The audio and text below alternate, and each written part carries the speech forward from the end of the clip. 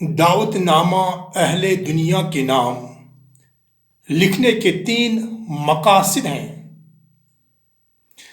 قرآن حکیم کی سب سے پہلی آیت سورہ علق کی اقرا جب نازل ہوئی 3 مرتبہ جبرائیل امین علیہ السلام نے رحمت للعالمین خاتم النبیین صلی اللہ علیہ وسلم کو اقرا اقرا اقرا 3 مرتبہ دہرایا ہے۔ اس سے ساری انسانیت کے سامنے رہبر کامل خاتم النبیین صلی اللہ علیہ وسلم نے رہنمائی فرمائی ہے کہ یاداشت کے حوالے سے تمام عمر ایک انسان کو 3 مرحلوں سے گزرنا پڑتا ہے۔ مطلب یہ ہوا کہ یاداشت کے 3 مراحل ہوتے ہیں۔ There are 3 stages of memory: conscious memory شعوری یاداشت، سب کانشس میموری نیم شعوری یاداشت، اور لا شعوری یاداشت یعنی انکانشس میموری۔ یہ ایک عالمگیر ثابت شدہ حقیقت ہے کہ انسان کے دماغ کے اندر یاداشت کے حوالے سے تمام عمر 3 قسم کے عمل یعنی انسانی یاداشت کو تمام عمر 3 مرحلوں سے گزرنا پڑتا ہے۔ جیسے نمبر 1 شعوری یاداشت کانشس میموری۔ اس قسم کی یاداشت والی منزل میں ایک انسان پوری طرح سے واقف ہوتا ہے کہ وہ کیا فعل، کام، ورب، ٹاسک کر رہا ہے۔ جیسے کوئی انسان اخبار پڑھ رہا ہے تو وہ شعوری طور پر جانتا ہے کہ وہ اخبار پڑھ رہا ہے۔ غرض اس قسم کی یاداشت والی میموری کو انسان بلاتا نہیں۔ نمبر 2 نیم شعوری یاداشت یعنی سب کانشس میموری۔ اس قسم کی یاداشت والی منزل میں ایک انسان کچھ دیر کے لیے بھول جاتا ہے کہ وہ کون سا فعل، ورب، ٹاسک یا کام کر رہا تھا۔ پھر یاداشت پر زور دے کر اس انسان کو یاد آ جاتا ہے کہ وہ کیا کام، فعل، ٹاسک یا ورب کر رہا تھا۔ اس قسم کی یاداشت والی منزل کو نیم شعوری یاداشت کہا جاتا ہے۔ نمبر 3 لا شعوری یاداشت انکانشس میموری۔ اس قسم کی یاداشت والی منزل میں انسان بہت مدت وقت گزرنے کی وجہ سے یہ بھول چکا ہوتا ہے کہ اس نے ماضی میں بھولا ہوا فعل، کام، ورب، ٹاسک کیا تھا یا نہیں۔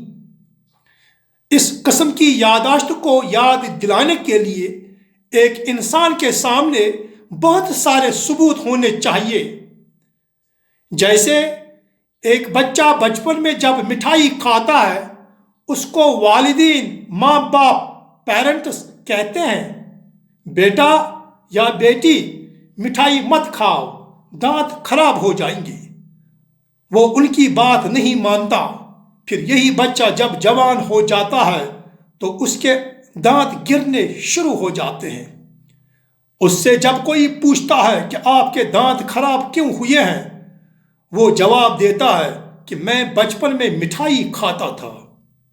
یہاں ہر ایک انسان کے لیے قابل غور بات یہ ہے کہ بچہ جوانی میں اپنی بھولی ہوئی یاداشت کو اس وجہ سے تسلیم اور قبول کر لیتا ہے کہ اس کے پاس دانت گرنے کا ثبوت ہوتا ہے اور اس کے دانت پر ایک بلیک اپیرنس یعنی ایک سیاہ دھبا نمودار ہوتا ہے۔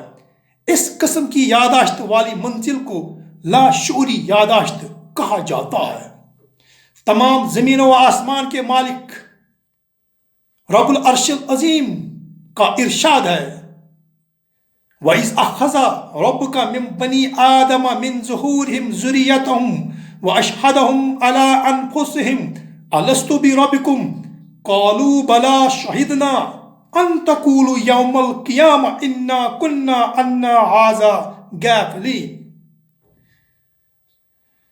أو تقولوا إنما أشرك آباؤنا من قبل وكنا ذرية من بعدهم أفتهلكنا بما فعل المبطلون وَكَذَلِكَ نُفَصِّلُ الْآيَاتِ وَلَعَلَّهُمْ يَرْجِعُونَ۔ اور جب کہ آپ کے رب نے اولاد آدم علیہ السلام کی پشت سے ان کی اولاد کو نکالا اور ان سے انہی کے متعلق اقرار لیا کہ کیا میں آپ کا رب نہیں ہوں، سب نے جواب دیا کہ کیوں نہیں، ہم سب گواہ بنتے ہیں، تاکہ آپ لوگ قیامت کے روز کہنے لگو کہ ہم تو اس سے بے خبر تھے، یا کہنے لگو کہ شرک تو ہمارے بڑوں نے کیا تھا اور ہم ان کے بعد ان کی نسل میں ہوئے، سو کیا ان غلط راہ والوں کے فعل پر آپ ہم کو ہلاکت میں ڈالے دیتے ہیں؟ اور ہم اسی طرح آیات کو صاف صاف بیان کرتے ہیں اور تاکہ وہ باز آ جائے۔ سورۃ الاعراف آیت نمبر 172 تا 174۔ احادیث رسول خاتم النبیین صلی اللہ علیہ وسلم کی روح سے یہ بات ثابت ہے کہ یہ معاملہ حضرت آدم علیہ السلام کی تخلیق کے موقع پر پیش آیا تھا۔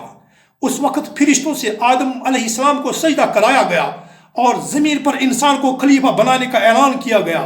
اسی طرح پوری نسل آدم علیہ السلام جو رہتی دنیا تک پیدا ہونے والی تھی، الہ واحد نے وجود اور شعور دونوں بیک وقت بخش کر اپنے سامنے حاضر کیا اور ان سے اپنی ربوبیت کی شہادت لی تھی۔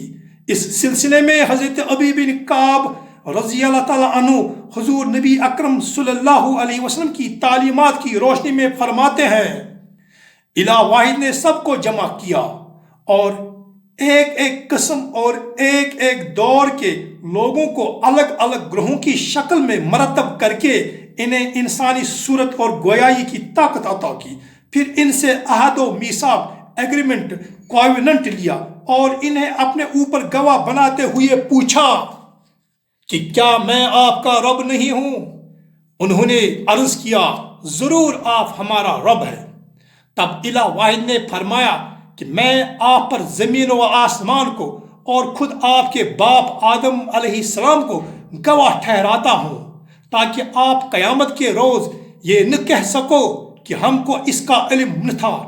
خوب جان لو کہ میرے سوا کوئی مستحق عبادت نہیں اور میرے سوا کوئی رب نہیں ہے، آپ میرے ساتھ کسی کو شریک نہ ٹھہرانا، میں آپ کے پاس اپنے نبی، رسول، پیغمبر، اوتار بھیجوں گا جو آپ کو یہ عہد و میثاق ایگریمنٹ جو آپ میرے ساتھ باندھ رہے ہو یاد دلائیں گے، اور آپ پر اپنی کتابیں بھی نازل کروں گا۔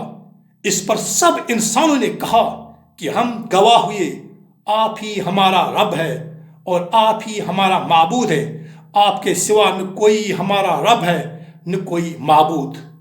پھر مالک کائنات نے یہ بھی انتظام فرمایا کہ وقت وقت پر ہر قوم کی طرف پیغمبر بھیجے جو انہی کی زبان بولتے تھے، جیسا کہ مالک کائنات نے سورۃ الابراہیم آیت نمبر 4 میں ارشاد فرمایا ہے، وَمَا أَرْسَلْنَا مِن رَسُولٍ إِلَّا بِلِسَانِ قَوْمِهِ۔ ہر قوم کی طرف مالک کائنات نے اپنے رسول بھیجے جو اسی قوم کی زبان بولتے تھے تاکہ بات کو صحیح انداز میں لوگوں تک پہنچایا جا سکے۔ دعوت نامہ اہل دنیا کے نام لکھنے کا پہلا مقصد یہ ہے کہ تمام انسانوں کے دماغ کے اندر چھپی ہوئی لاشعوری یادداشت انکانشس میموری میں محفوظ الہ واحد کے ساتھ لیا گیا عہد نامہ ایگریمنٹ کووننٹ کو بہت سارے ثبوتوں کے ذریعے یاد دلایا جائے، تاکہ ہر انسان اس بات کو سمجھ لے کہ past is the future, future is the past and present is the realization of the past.